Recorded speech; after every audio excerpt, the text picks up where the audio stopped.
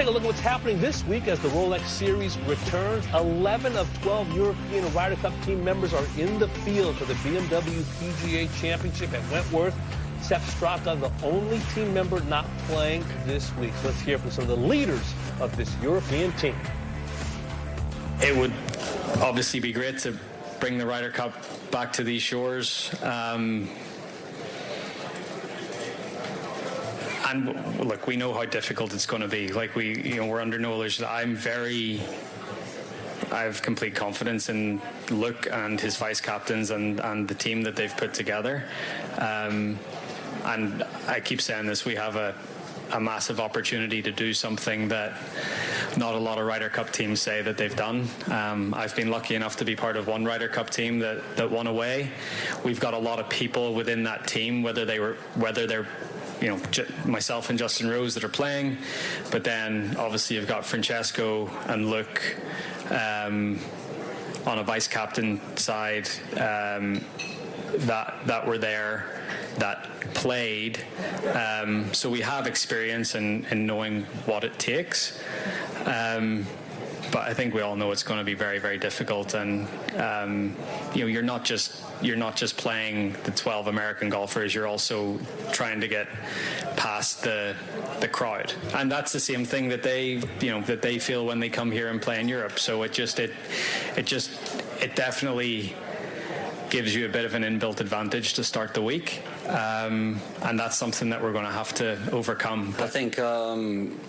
I think that is the nature of the Ryder Cup, and that's what makes the Ryder Cup so special, is that it does sort of transcend golf a little bit. It sort of becomes a global sporting event. So I think rightfully so that it's talked about that way for the build-up. It's once every 2 years, as we all know, and there's a lot of anticipation for it. And I feel like even for me as a player, it's sort of a month-long process. The moment I got picked to play in Rome, it was Ryder Cup week. And that like I've said before, every meal, every workout, every practice session had the Ryder Cup in mind. Of course, we don't know exactly the environment in Bethpage, other than it's going to be something we've never faced before. So it's hard to prepare for that. And this is our last chance to kind of put a scorecard in the hand and prepare and go through those sort of mental checklists that make you feel more comfortable in the heat of competition. So this is a very important tournament, but at the same time, it's the BMW PGA Championship, one that I ideally love to win. So I think every Ryder Cup that you play, right at the end of it, you're all like, how good would it be if let's just keep the team and let's just go again. And you always say that without really, obviously don't mean it because it never happens. But this time, yeah, to have us all together, to have that experience, to have the team connection that we had last time moving on to this one, I think, hopefully it will only be, serve as a good thing for us, serve as an advantage. I'm excited to be with all the guys. And, I think of course, every time the team's set, you couldn't ask for a better 12 guys, and we're just all ready to go into that together and have another pop at trying to get the Ryder Cup.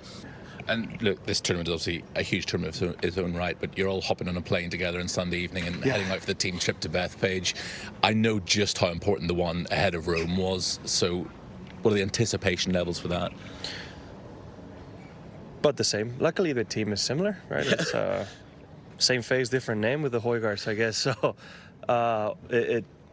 and Rasmus was a part of the Ryder Cup as well last time, right? As he was there with Nikolai and Thomas. So, I think we are already a step ahead in that sense than we were in Rome. But I'm sure we're going to do some of the same little routines that we did in Rome that I think got the team really close together.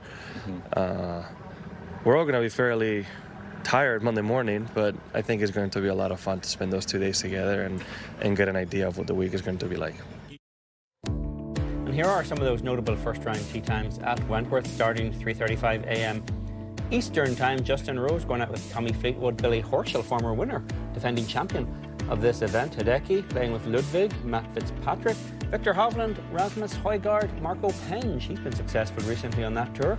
Bob McIntyre, Tyrrell Hatton, Ryan Fox, and then look at the Gangbusters here at 7:45 a.m. Eastern Time. Rory McIlroy, Shane Lowry, and John Rahm.